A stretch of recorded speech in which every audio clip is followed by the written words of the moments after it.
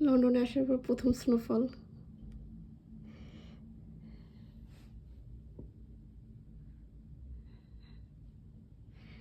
ভালো, অনেক স্নো পড়তেছে মনে হইতেছে।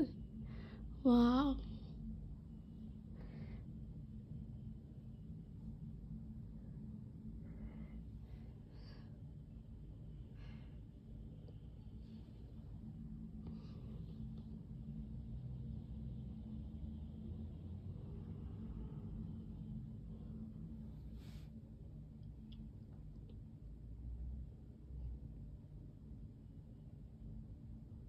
যদি এইভাবেই স্নোফল পড়তে তাহলে থাকে, স্নো পড়তে তাহলে থাকে, তাহলে তো কতক্ষণ পরে নিচের গাড়িটাই সমস্ত কিছু হয়ে যাবে, ঢেকে যাবে স্নোতে।